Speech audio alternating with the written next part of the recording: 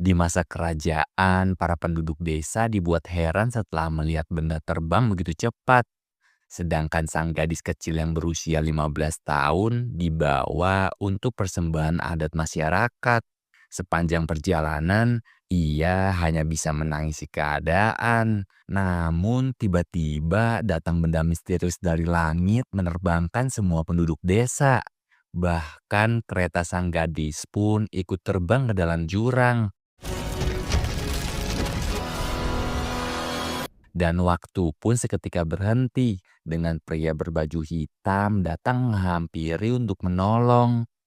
Lalu waktu pun berjalan kembali dan mereka berdua kini saling bertatapan. Itulah pengakuan cerita dari karakter utama kita yang bernama Dominjun, pria asal planet lain yang mirip dengan bumi. Dan ia sudah tinggal di bumi selama 400 tahun dengan kemampuan insting yang lebih tajam 7 kali lipat dari manusia biasa. Seringkali aku bisa melihat dan mendengar yang gak mau aku dengar. Di rumah pun aku selalu sendiri karena memang diriku gak bisa bercampur, bahkan tertarik sedikit pun oleh penduduk bumi. Di kehidupan yang sudah ke-400 tahun dengan rutinitas ini, jelas aku sudah terbiasa sendiri. Permasalahan manusia bumi yang sering terjadi, bagiku nggak ada guna untuk membantu mereka. Jika itu memang harus terjadi, maka terjadilah. Atau biasa dikenal sebagai takdir. Informasi rasi bintang yang kutunggu selama 400 tahun penantian lama itu kini telah tiba. Dan sisa waktuku hanya 3 bulan untuk bisa kembali ke planet asalku dan meninggalkan bumi. Di lokasi syuting Chesongi, ia meminta kopi latte kepada kru, namun hanya untuk diposting ke sosial media. Karena minuman ini nggak baik buat tubuhku dan nggak ada waktu juga untuk membakar kalori dari minuman ini. Setelah itu, semua orang pun membicarakan dan menertawakan foto Chesongi. Pihak agensi yang sudah pusing kewalahan dengan kontroversi yang udah dibuat oleh Chesongi, ia hanya bisa memarahi sang manajer. Dan ketika orangnya datang, sifatnya langsung berubah memuji Chesongi. Aku pun memberitahu kalau temanmu dari agensi sebelah terus saja menawariku untuk pindah agensi dengan penawaran yang lebih menarik. Kukira kalian berdua sahabat dekat. Ternyata sama-sama menginginkan artis besar, yaitu Chesongi. Di perjalanan pulang, sang manajer terus saja memarahiku membuat kontroversi. Padahal menurutku itu adalah cara berinteraksi dengan penggemar. Kamu menyetir saja yang benar. Sesampainya di apartemen baru, aku yang sudah muak dengan mereka berdua mengusir dan mengembalikan semua barang-barang padanya. 있지? 나 간다. Mengetahui sikap dari Chesongi si pembuat onar, mereka pun membiarkan saja. Nanti juga kita pasti dapat berita yang aneh. Begitulah jika Chesongi sendirian. Berada di lift bersama Chesongi si artis ternama, merasa aneh kenapa dia nggak melirikku. Semakin curiga lagi kenapa dia nggak menekan lantai tujuannya. Apa kamu sengaja mengikutiku? Apa yang kamu inginkan? Sesampainya di lantai akhir, ia pun keluar tanpa bicara sama sekali. Ternyata ruangannya tepat di sebelah ruanganku. Kenapa dia bersikap begitu? Apa dia nggak mengenaliku? Apa kamu dari Korea Utara? Atau kamu itu alien? Si pria pun menyuruhku putar balik karena ingin memasuki kata sandi. Membaca komentar netizen yang mengatakan kalau Songyi ini cantik, tapi sayang otaknya kosong. Aku heran apakah anak SD zaman sekarang belajar cara berkomentar kejam di sekolahnya. Sang ibu pun bertanya, kenapa kamu gak ngasih tahu kalau kamu sudah pindah? Loh, bukannya ibu sendiri yang bilang kalau nggak mau ditelepon dan ingin mengakhiri status keluarga ini. Aku juga sudah capek membayar kehidupan foya-foyamu. Kini aku mengerti kenapa dulu ayah bisa bangkrut dan akhirnya kamu tinggalkan. Beristirahat di kamarnya, Do Minjun yang menginginkan ketenangan malam hari, namun dengan kemampuan mendengarnya yang terlalu tajam hingga bisa mendengar suara tetesan air, bahkan suara tetangga sebelah yang lagi karaokean larut malam. Mendatangi sambil menegur tetangga barunya, Tae Song Yi yang merasa kalau ruangan ini sudah sangat kedap suara, harusnya nggak ada masalah. Namun, Do Minjun mengatakan kalau kebisingan polusi suara itu bisa dianggap sebagai tindak pidana. Kesal karena tetangga ini yang rewel, ia bercerita kalau setiap harinya itu hanya makan satu buah apel dan aku bisa merasa sudah kenyang. Itu karena membaca komentar netizen tentang diriku dan kini waktu melepas stres bernyanyi sebentar di kamar saja malah dilarang. Sekarang sudah cukup, aku nggak mau berbicara lagi denganmu. 내가 제일 Di lokasi syuting, Semi yang sudah menunggu giliran sedari pagi emosi karena ini adalah ulah dari Choi Song-yi, sang karakter utama yang terlambat datang. Lagian kalau kalian gak suka, silakan saja mengundurkan diri. Semi sadar kalau hanya menjadi pemeran pendukung. Ia pun hanya bisa sabar dan mengatakan kalau Song-yi kali ini gak akan datang karena urusan kuliahnya. Para media memberitakan kalau ia nggak pernah hadir dalam perkuliahan karena sibuk syuting. Tapi kemarin itu ia malah memposting minuman kopi dan bersantai. Para media menganggap dengan status selebritisnya sekarang, ia sengaja untuk menghindari tanggung jawab pendidikannya. Berjalan menuju kampus bersama pria yang sangat menyukai Sesongyi, ia terus saja mengajakku untuk ke jenjang yang lebih serius, namun terus diabaikan. Sesampainya di kampus, para wartawan media terus saja menyoroti sang mega bintang. Di dalam kelas, sang manajer mengingatkan kalau kita datang ke sini hanya untuk memperbaiki nama baikmu. Jadi bersikap baiklah. Namun ketika sang dosen masuk, ternyata yang datang adalah tetanggaku. Mana kemarin aku bersikap buruk kepadanya dan nilai pelajaranku juga sangatlah buruk. Gimana kalau nantinya dia malah dendam padaku? Tapi ya mau gimana lagi, akan kulewati walau sedikit mengantuk. Usai materi selesai, Song Yi pun menghampiri meminta maaf atas masalah kemarin. Diriku sedang depresi, jadi nggak bisa mengontrolnya. Sekarang aku mohon untuk keringanan di mata kuliah ini. Kalau kamu minta bantuanku sekali, maka akan ada lagi dan lagi. Hidup ini nggak cukup lama dan kamu tidak akan membalasnya. Berbicara dengan sahabatnya di kafe yang seorang pengacara, Do Minjun meminta surat kematian untuk 3 bulan ke depan. Kalau biasanya 10 tahun sekali, namun kali ini lebih cepat dan mungkin untuk terakhir kalinya. Karena aku akan kembali ke tempat asalku. Sambil menunjukkan foto 30 tahun lalu saat kami berdua masih muda, tetapi hanya akulah yang menua. 400 tahun lalu sewaktu aku turun di bumi, aku nggak bisa segera kembali karena belum pulih sepenuhnya dan bertemu dengan gadis kecil yang memberiku hadiah lukisan untuk pertama kalinya. Ia pun bertanya, apakah kamu itu malaikat pencabut nyawa? Kemudian 12 tahun lalu saat salju turun, aku merasa melihat wajah gadis itu muncul kembali.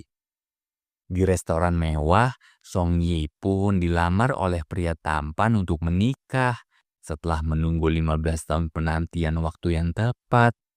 Bercerita tentang pria yang menyelamatkanku dari kecelakaan dulu, rasanya ingin sekali bertemu dengannya untuk mengucapkan terima kasih dan bertanya alasan kenapa dia menyelamatkanku. Melihat masa depan kalau akan terjadi kecelakaan, Do Minjun pun mengeluarkan kekuatan menghentikan waktu dan menolong sang gadis kecil. Ia bertanya Apakah kamu hantu atau malaikat pencabut nyawa? Berjalan memikirkan si gadis itu, aku berharap sebelum aku pergi, aku bisa bertemu dengannya. Walaupun itu sangatlah mustahil. Di dalam hutan, para penduduk planet lain sedang mengambil sampel penelitian, sedangkan di pasar, masyarakat menjalankan aktivitas biasa. Namun seketika waktu pun terhenti, itu karena kekuatan dari Dominjun, dan hanya ialah yang dapat bergerak. Sang gadis kecil pun disuruh membaca tentang macam-macam kematian oleh sang ibu, padahal usianya barulah 15 tahun. Usai belajar pada malam hari, tiba-tiba ia diculik oleh pria dan dibawa ke tengah hutan. Melihat si pria misterius sedang menyiapkan tali, aku pun berusaha lari melawannya. Sudah cukup jauh dari kejaran sang pria, ia malah mencoba menyerangku. Namun, tiba-tiba saja sang gadis menghilang dengan sekejap. Ketika terbangun, aku terkejut melihat seorang pria yang ternyata dahulu juga ia menyelamatkanku. Kini adalah kedua kalinya.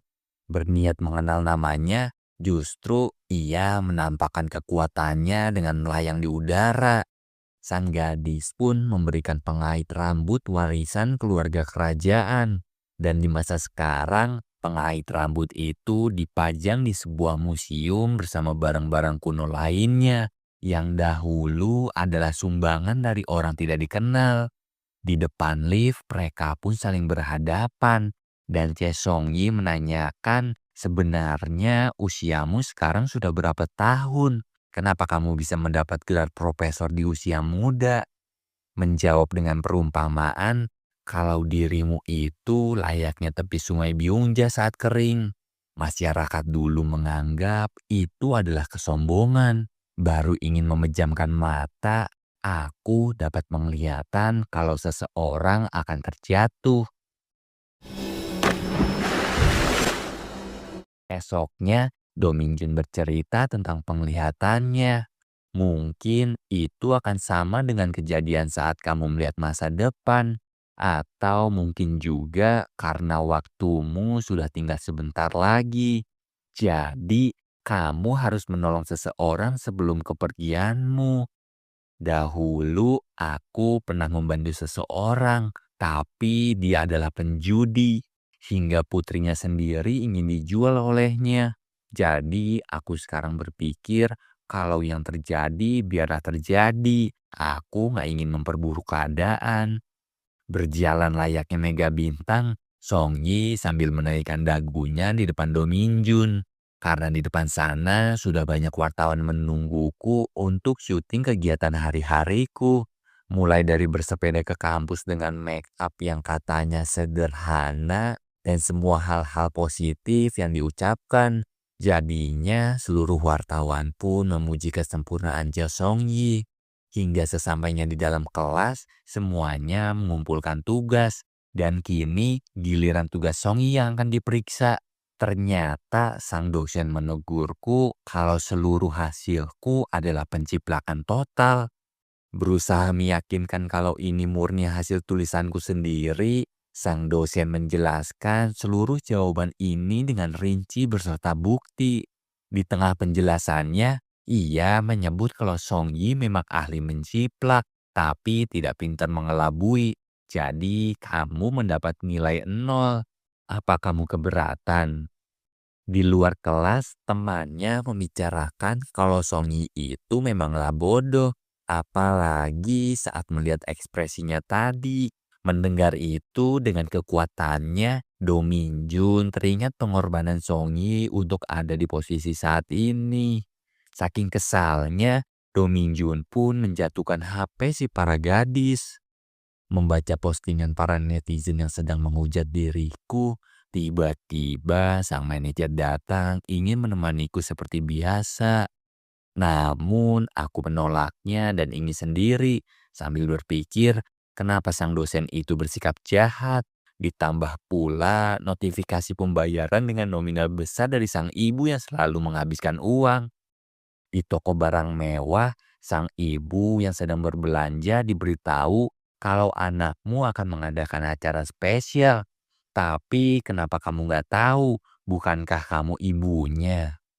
Melihat postingan tentang hujatan kepada Songyi, pria yang bernama Wee Kyung alias karyawan kantor baru ini pun geram dengan gosen yang memberi nilai nol.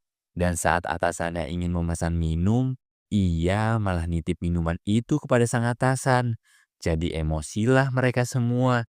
Ditambah ia sengaja pergi meninggalkan kantor lebih dulu. Di dalam mobil, Song Yi mengingat foto kenangan masa lalu di dalam dompet.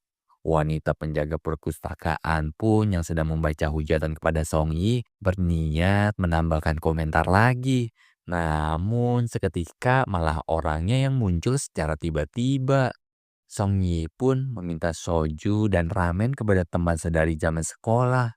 Sambil curhat dengannya, bertanya kenapa orang yang menyukaiku malah jadi yang paling membenciku.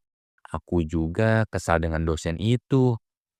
Kembali bercerita, kalau gadis yang Ming Jun selamatkan dahulu itu kemungkinan ada di antara tiga sekolah ini. Semisal kita mendapat buku tahunan sekolah, kita akan menemukan gadis yang kamu cari. Tapi paman gak perlu serepot itu. Aku ingin bertemu dia jika memang ditakdirkan bertemu. Kalau aku pergi tanpa bertemu gadis itu, berarti memang bukan takdirnya.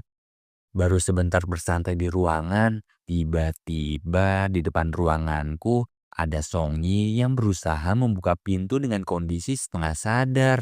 Daripada sifat gilanya makin muncul, aku pun membuka pintu dan mengingatkan kalau ini adalah tempatku.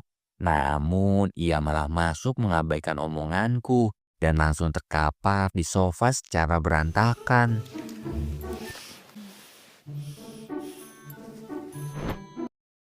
Mendapati telepon Songyi, aku pun menelpon seseorang untuk segera memindahkan wanita ini.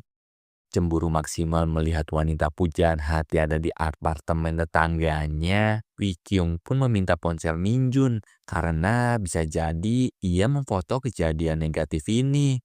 Karena pertengkaran mereka, Songyi pun terbangun dan dipindahkan ke ruangan. Dengan kekuatannya lagi, Minjun pun menutupi tubuh Songyi dari kejauhan. Melihat Songyi meminjamkan mata, Wee Kyung pun merasa punya kesempatan. Namun Songyi langsung tersadar dan mengatakan kalau akan membunuhmu dan mengusir pergi. Di luar sana, Saemi terus berusaha menelpon Wee Kyung. Namun ia minta maaf dan mengatakan kalau lupa sudah punya janji dengan Saemi. Karena barusan Wee Kyung lagi bantu Songyi yang nyasar ke rumah tetangga. Merasa jadi lapisan kedua, aku pun hanya bisa terima keadaan. Melihat dompet Songyi yang tertinggal di ruanganku, Minjun melihat foto masa kecilnya yang sangatlah mirip dengan gadis yang kucari selama ini. Minjun pun dengan kecepatan penuh melaju. Sedangkan Songyi yang sedang berdandan diberitahu kalau wajahmu itu sedang membengkak. Lebih baik kamu tunda saja syutingnya. Bercermin di toilet, Songyi bertemu dengan Yura. Ia bertanya, kenapa kamu nerima kerjaan ini setelah tahu Yura juga ada di sana? Padahal biasanya kamu tolak acara seperti itu. Aku ini memang bodoh, tapi tahu banyak. Series drama yang kamu mainkan kemarin berakhir dengan rating 4% kan? Aku sungguh kasihan kepadamu. Itu sebabnya aku kemarin menolak bermain di sana. Dan satu lagi, sebenarnya aku tahu kalau kamulah yang menyebarkan gosip murahan ke media. Sejujurnya, aku ingin melaporkan terkait nama baikku. Beruntung aku masih berbaik hati. Gak terima dan membalasnya, Yura mengatakan kalau Songyi telah merayu sang putra dari perusahaan terbesar.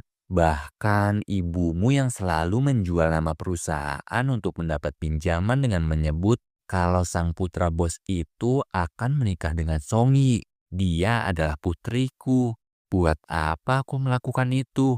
Penghasilanku saja lebih dari cukup. bahkan melebihi seluruh penghasilan keluargamu. Kesal ingin menyerang, tiba-tiba Dominjun datang menghentikannya. Terkejutlah seluruh orang di sana. Ditambah lagi, ia menunjukkan hal tidak biasa dan pergi begitu saja. Di luar ruangan, Songyi terus saja mengatakan tentang kejadian semalam. Jadi maklumilah. Tetapi Minjun hanya diam memperhatikan, lalu menanyakan siapakah gadis yang ada di foto ini. Namun Songyi nggak mau menjawabnya, ngebuat Minjun bersikeras memaksa minta jawaban dari Songyi. Terkejut bergetar dari perlakuan ini, Do Minjun teringat masa lalu dengan sang gadis yang bercerita banyak sambil bertanya tentang diriku. Namun aku belum bisa menjawab. Yang pasti dia adalah gadis baik hati. Bahkan ia mengajakku untuk tinggal sementara di rumahnya. Namun ketika di rumah mereka melihat berita kematian si gadis. Ia hanya terdiam melihat kelakuan orang tuanya yang sangat kejam.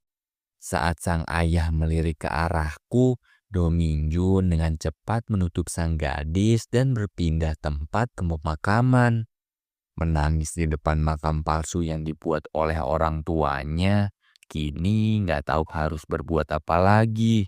Akhirnya teringat satu harapan, yaitu pergi ke kampung halaman. Perbedaan yang tidak masuk akal, sang gadis pun berterima kasih dengan kalimat perpisahan. Domin Jun justru mengajaknya untuk pergi bersama dan berjanji akan melindunginya. Kembali pada waktu saat ini, aku mengatakan kalau aku adalah Choi Song-yi, wanita paling terkenal di Korea. Apa kamu tidak tahu? Apa kamu nggak punya teknologi informasi? Tersadar kalau dia bukanlah gadis di masa lalu, pandangan Min Jun pun tertuju pada sepatu yang dikenakan oleh Song-yi. Lalu teringat kalau ini mirip dengan kejadian yang ada di penglihatanku dalam mimpi. Sang paman berasumsi kalau Song-yi adalah reinkarnasi dari gadis itu. Terus kalau kamu benar bisa melihat masa depan, apakah setelah kamu tahu sepatu itu milik Song-yi, kamu akan menolongnya dari kematian seperti di masa lalu? Atau kamu abaikan? Saat persiapan sebelum syuting, Song-yi bercerita kalau kemarin itu Yura yang memulai masalah duluan. Lalu pria yang juga dosenku itu datang mengembalikan dompet dan mengatakan kalau wajahku itu mirip dengan kenalannya. Lalu ketika ada gadis muda datang hanya menyapa diriku, aku pun menasehati kalau jangan hanya menyapa idolamu saja, tapi lihat di sebelahku ada sahabatku yaitu Saimi. Kalian juga harus sopan dan memperlakukan sama dengan yang lain. Waktu jam pulang kantor sudah tiba, Wikyu mengajak para seniornya untuk segera pulang. Atasan yang melihat sikap si anak baru yang kurang ajar ingin sekali memberi paham, namun dihentikan oleh yang lain. Alhasil dialah yang memberi paham. Jadi kalau di sini sopan santun itu adalah yang utama. Kemarin kamu ditawari minum oleh atasan, malah bersikap seperti itu. Jadi sekarang kamu belikan minum untuk yang lain. Merasa menjadi superior, ia pun kembali ke meja dan menyapa yang lain. Sedangkan di mejanya Wikyung, kita semua melihat foto keluarga pimpinan perusahaan. Ternyata dia adalah putra kedua pimpinan. Putra kesatunya adalah CEO kita. Datang sambil membawa kopi, para senior pun tersenyum menyapa dan mengajak pulang bersama. Minum bersama dengan kakak pertama, Wikyung bercerita kalau penyamarannya di kantor berhasil dengan sempurna. Merasa di bagian perut terasa sakit, Songyi meminta temannya untuk datang. Namun ia menolak, malahan ia menyuruh untuk hubungi saja ibumu atau ambulans. Daripada itu terjadi, Song Yi memilih berdandan untuk mencari obat saja sendiri. Do Minjun yang bisa mendengar gerak-gerik dari Song Yi, ia pun keluar tanpa mengatakan sesuatu. Hingga Song Yi menyapa dan bertanya. Lalu Minjun pun menjawab kalau aku mau keluar karena ada urusan di rumah sakit. Mereka berdua pun kini pergi ke rumah sakit. Do Minjun mengatakan kalau Song Yi mungkin terkena usus buntu. Jadi panggilkan ahli bedah. Memasuki ruang tindakan, Song Yi berpesan kalau Do Minjun, kamu harus di sini menungguku. Selesai operasi, dokter menyarankan untuk berjalan perlahan di lorong rumah sakit. Salju pertama pun turun, itu mengingatkanku pada kejadian dengan gadis di masa lalu. Dengan membaca ramalan zodiak, Do Minjun mengatakan kalau Song Yi, kamu itu harus berhati-hati dengan air. 안 그래? Esok paginya di rumah sakit, Wee Kyung datang menjenguk, tetapi dicegat oleh security karena yang masuk ruangan ini harus memiliki izin. Kemudian Min Jun pun keluar dan security mengatakan kalau dia adalah manajer yang menemani Song Yi semalam. Semakin terkejutlah dia, lalu berusaha masuk buat menemui Song Yi. Sampai akhirnya Saemi juga datang menjenguk. Saemi menyarankan Song Yi untuk mengabari ibumu. Tapi ia malah mengalihkan pembicaraan dan mencari ramalan zodiak yang disebutkan oleh Do Minjun. Tapi aku nggak menemukan ramalan itu. Do Minjun mengatakan kepada sang paman kalau ia baru saja memperingati Song Yi tentang penglihatan kejadian terjatuhnya gadis bersepatu hijau ke dalam air. Di tengah pembicaraan ini, telepon kuno yang jarang orang ketahui tiba-tiba berbunyi. Ternyata yang menghubungi adalah Jae Song Yi. Ia bertanya, di manakah ramalan yang kamu katakan? Kalau begitu, aku minta bantuanmu. Mendatangi perpustakaan, Minjun menyebutkan buku-buku bertemakan fiksi imajinasi yang diminta oleh Song Yi. Mengejek yang karena menganggap buku ini gak masuk akal, Song Yi malah mengejek balik buku yang Minjun sukai tentang kerajaan kuno. Bahkan Minjun mengklaim kalau buku ini adalah yang terbaik selama 400 tahun, melebihi Harry Potter. Song Yi pun kembali menanyakan, sebenarnya usiamu sekarang sudah berapa tahun? Sang ibu yang sengaja ingin diliput wartawan saat menjenguk putrinya, yaitu Chae Song Yi, sudah menyiapkan berbagai rencana. Sedangkan sang adik yang berniat menjenguk sebentar sambil mengatakan kalau kakak nggak usah ngirimin duit lagi ke rumah. Karena uangmu itulah yang bikin keluarga kita seperti ini. Sampai aku kehilangan sosok ayah. Lalu sang ibu dengan wartawan pun datang berdoyong-doyong datang meliput tangisan palsu dari sang ibu. Sang adik pun kesal meninggalkan kamar dan Song Yi mengusir sang ibu dengan para wartawannya. Sang ayah yang ingin menjenguk putrinya terdiam melihat anak keduanya yang baru selesai dari rumah sakit menjenguk kakaknya. Teringat masa lalu saat sang ayah membawakan ayam kesukaan Song Yi dengan bahagia. Namun sekarang hanya tinggal kenangan. Di ruang Pak Direktur seusai mengecek darah, ia dihubungi atasan untuk bertemu. Baru saja menaiki tangga, kesadarannya kian berkurang. Dan dirinya tiba-tiba terjatuh.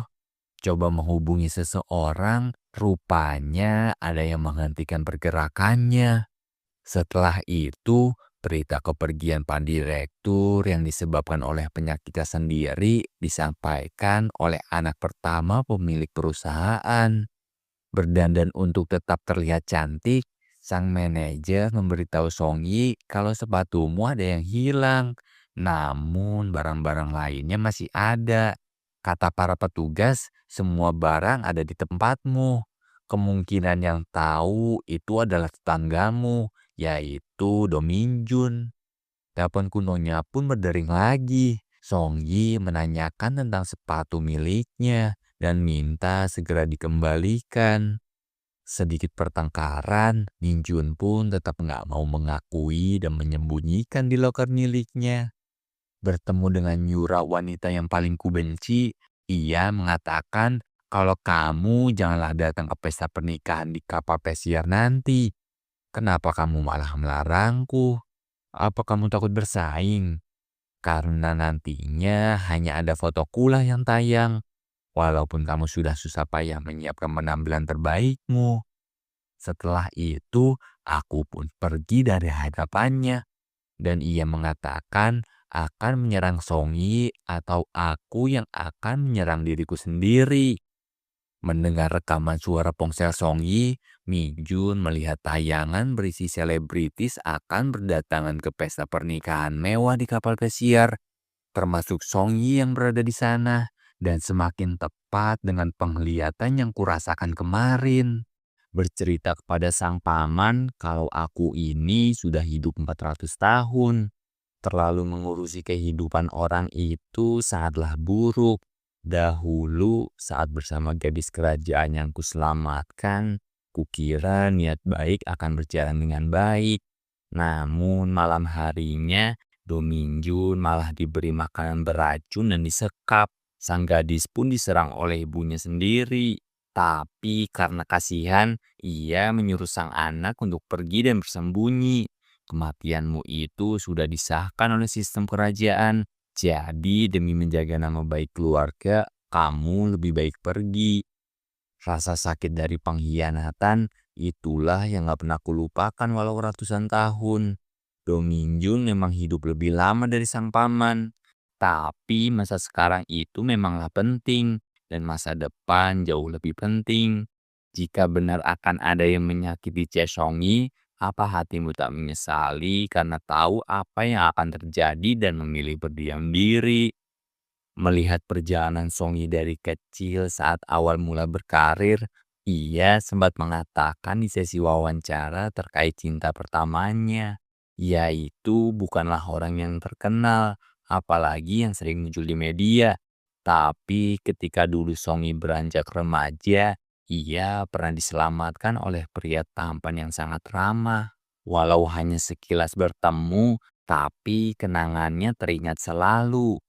Domingo yang mendengarnya merasa semakin yakin tentang sang gadis kecil dan segera pergi.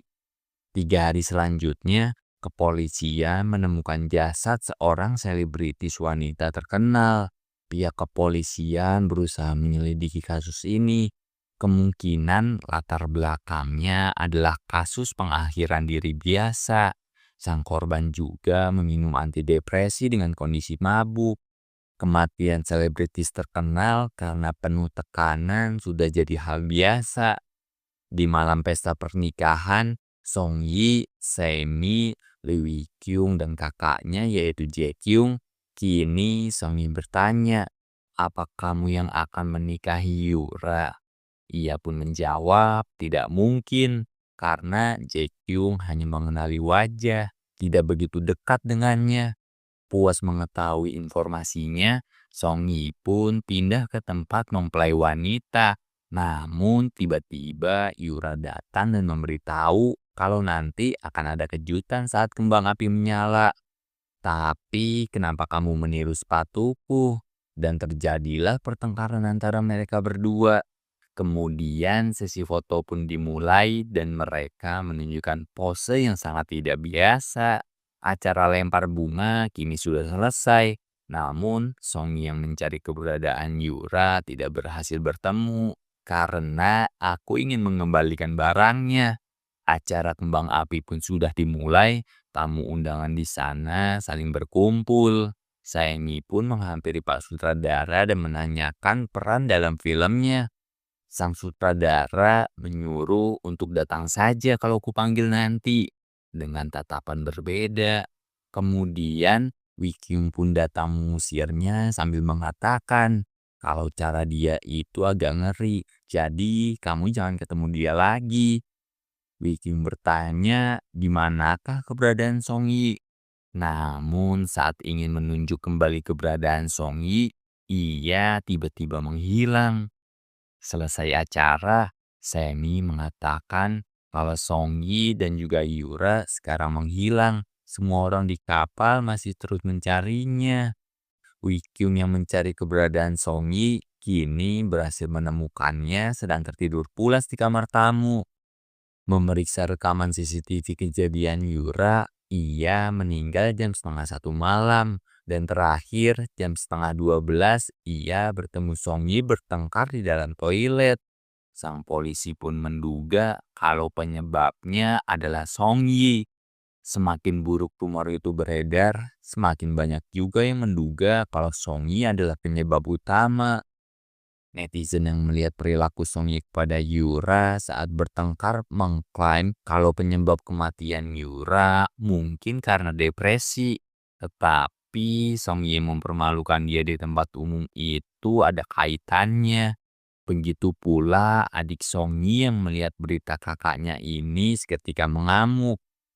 Sang manajer memberitahu Song Yi kalau di apartemenmu sekarang dipenuhi wartawan karena kasus kematian Yura dan akan menuju kamarmu. Nggak tahu harus berbuat apa lagi, tiba-tiba Do Mingjun keluar dan ia menyuruhnya masuk ke dalam lagi oleh Song Yi. Ketika di dalam, Mingjun mengusir Song Yi karena masuk ke ruangannya. Ditambah lagi, dia sekarang malah minta ramen. Menghindar darinya, Mingjun memilih keluar dan melihat begitu banyak kerumunan wartawan.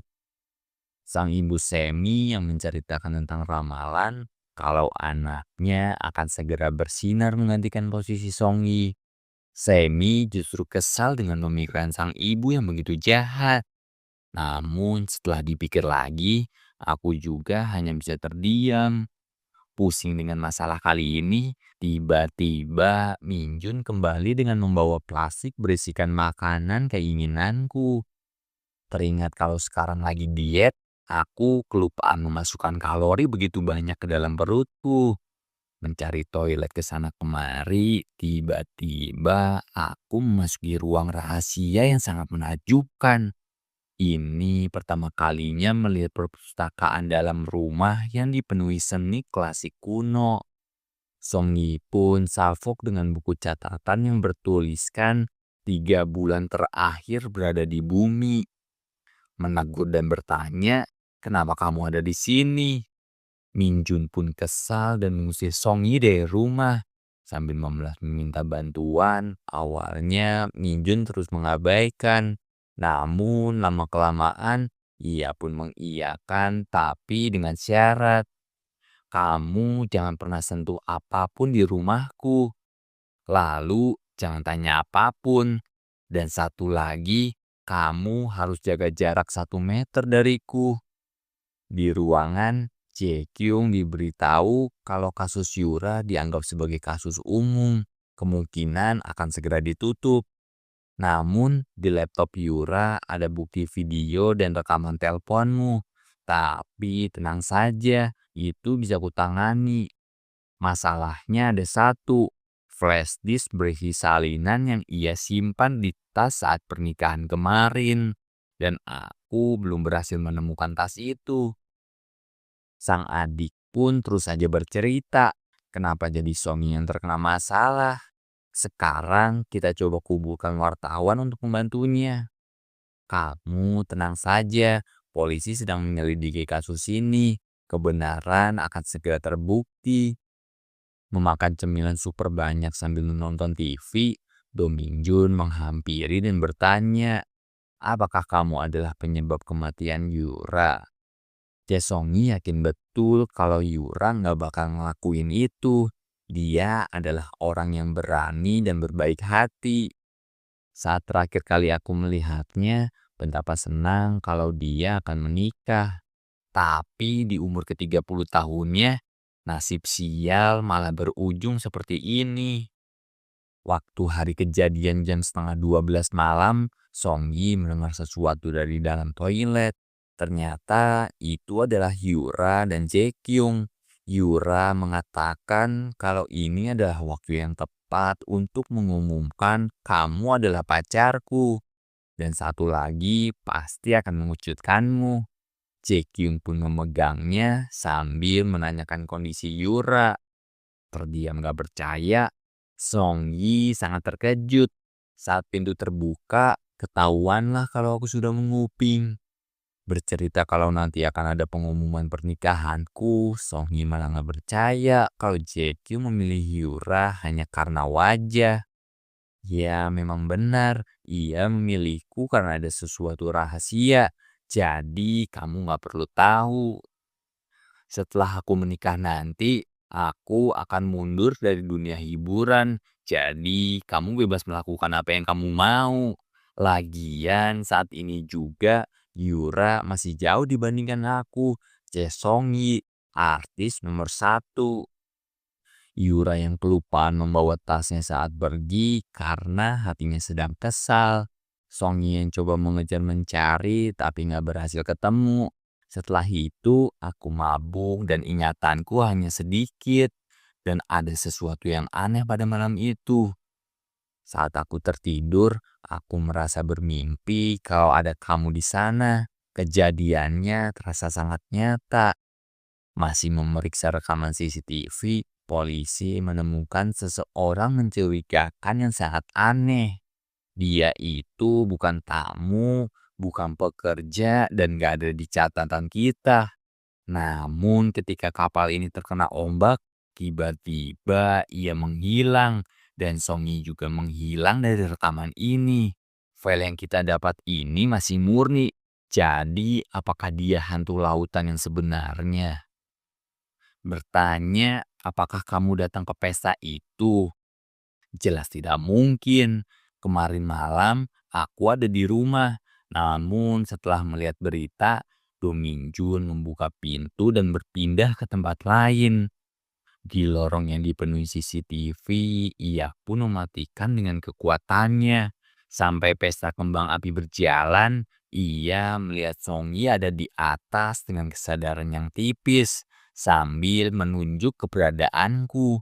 Dan ketika kapal berguncang, Song Yi yang hampir terjatuh, seketika Do Min Jun pun menghentikan waktu dan menolong Song Yi membawa ke tempat aman. Melihatnya dengan begitu dekat, tiba-tiba ia menarik tubuhku dan terjadilah adegan ini. Melihat dengan kondisi setengah sadar, Songi merasa kalau ini adalah mimpi karena pikirannya yang sudah letih dan juga kesepian. Walaupun kamu itu ngeselin, aku pinjam bahumu sebentar. Aku merasa kedinginan. Di luar sana, Do Min Jun mendengar dua pria usai menjalankan rencana kepada seseorang yang serakah. Namun ia mengetahui keberadaanku dan Min Jun langsung teleport ke ruangannya. Tapi nggak berjalan mulus. Ia malah terjatuh. Baru membuka acara TV, tiba-tiba Do Min Jun tertarik dengan berita kemunculan UFO yang ada di kota. Song Yi pun menertawakannya karena seleranya kayak anak SD. Flashback saat UFO berkeliaran di desa, para anggota kerajaan menjelaskan. Namun, sang atasan menolak untuk memberitahu sang raja karena ini sangat tidak masuk akal. Daripada mengurusi itu, lebih baik informasi tentang sebuah desa yang terdapat berita gadis muda memasukkan kematian demi mendapat gelar kehormatan gadis kebaikan dari kerajaan. Namun, ia malah pergi dengan pria lain. Atasan pun segera mengarahkan pasukan untuk datang ke rumah keluarga gadis itu. Sedangkan sang gadis bersedih karena Do Min Jun tetap nggak sadarkan diri. Masih menggeledah seluruh rumah, pasukan kerajaan terpaksa melawan ayah itu yang menghalangi jalan. Dan kemudian teralihkan oleh benda asing bercahaya yang berterbangan di angkasa. Memandangi papan iklan berfotokan dirinya, Songi mengatakan kalau foto itulah yang membuatku memilih tinggal di sini. Banyak selebritis terkenal ingin sekali berada di sana, tapi hanya satu, yaitu diriku, Songi. Butuh 12 tahun agar bisa di posisi sekarang. Foto itu juga yang buatku senang. Bahkan jika aku sakit ataupun disakiti seseorang, dengan melihat foto itu aku bisa jauh lebih tenang. Kalau memang hidupmu tidak ingin disakiti seseorang, janganlah memberi atau mengambil. Dan yang terpenting, janganlah mengharapkan sesuatu pada seseorang. Lalu kehidupan apa yang menyenangkan kalau begitu? Apa kamu gak punya keluarga ataukah teman? Hidup sendirian di sini, apa kamu gak kesepian? Di depan sana ada puluhan wartawan dan hampir seluruh orang di gedung ini juga tahu siapa Cesongi. Terus kenapa saat ini kamu sendirian? Siapa yang sendirian? Kita kan lagi bersama. Apa jadinya kalau foto kita sekarang malah tersebar? Pasti muncul berita di mana-mana. Sudah kubilang, jaga jarak 1 meter dariku. Menyiapkan tempat untuk Songi, ia terus saja menyuruhku beli macam-macam. Hingga Songi kembali menanyakan apa maksud dari 3 bulan itu. Minjun pun mengulangi aturan kedua, yaitu tidak boleh menanyakan apapun. Protes karena harus tidur di sofa, ia tetap saja diabaikan. Buku kuno yang bercerita tentang kelinci berasal dari keramik. Kemudian ia jatuh cinta dengan seorang gadis kecil. Hingga akhirnya si kelinci itu melihat sang gadis meninggal. Dan ia berjanji tidak akan jatuh cinta lagi. Tetapi jika tanpa cinta, gimana caranya bisa dapat ending yang bahagia? Baru merapikan posisi tidur Songi, Minjun teringat akan masa lalunya bersama gadis yang selalu ceria, tampak bahagia, dan mengungkapkan perasaan. Ruangan gelap tanpa cahaya, seorang pria misterius masuk menyelipkan kertas di dalam buku. Dan keesokan paginya, wanita yang mengatakan tidak pernah melihat surat di ruangan ini, tiba-tiba ia melihat surat sampai mengejutkannya dan gak bisa berkata-kata. Wikyung yang baru pulang dari apartemen Songyi dinasehati oleh sang kakak, janganlah berpergian ke sana. Kalau identitasmu ketahuan, nanti itu bisa berbahaya. Bahkan Wikyung meminta sang ayah turun tangan untuk mengatasi kasus ini. Pasti dengan koneksi perusahaan bisa menutupinya. Sang ayah pun bingung kenapa anak yang satu ini terlalu berlebihan. Seharusnya dari dulu kita coret saja dari kartu keluarga. Hanya bisa memalukan. Ruangan yang berantakan ditambah dengan wanita yang tanpa akal. Do Minjun menyuruh untuk bangun dan merapikan semuanya. Padahal hanya bertambah 1 orang. Rumahku langsung tampak berbeda. Bukannya bangun, Songyi bilang kalau baru ingat password rumahnya dan langsung pergi. Kemudian bertengkarlah mereka seperti kucing di sofa.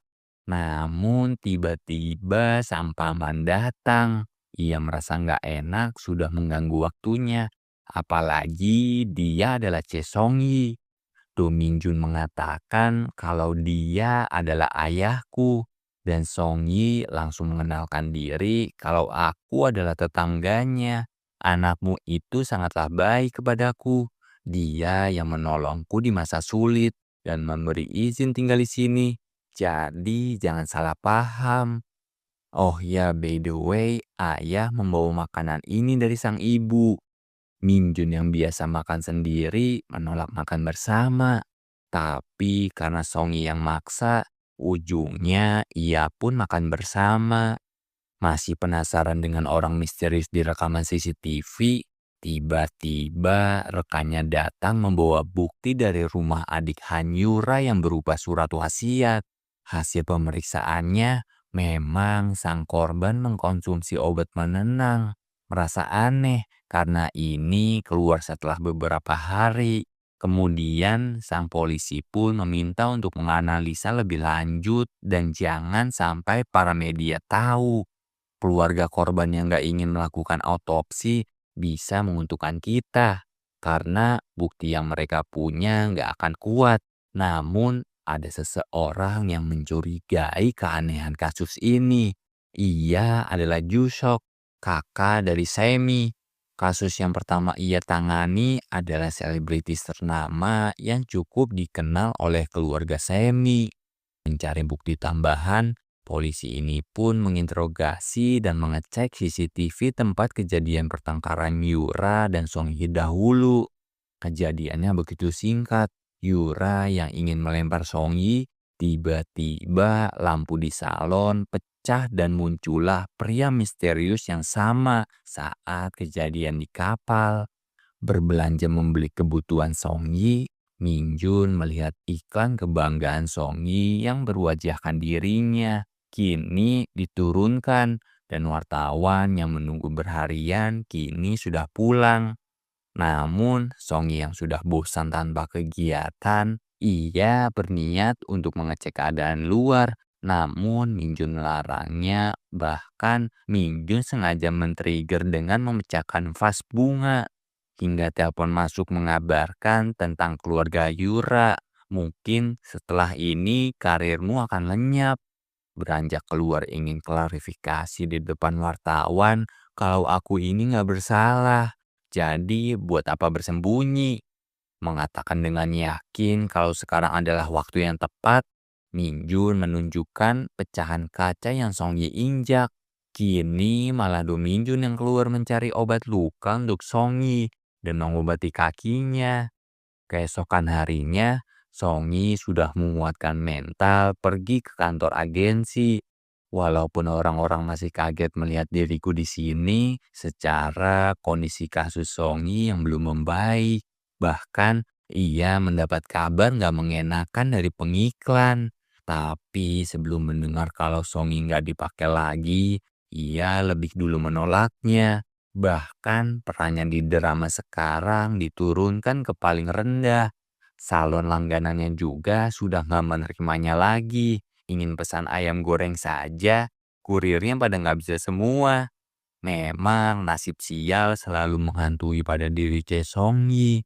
Mencari tas Yura dari rekaman CCTV, ternyata terakhir itu dipegang oleh Chae Song-yi.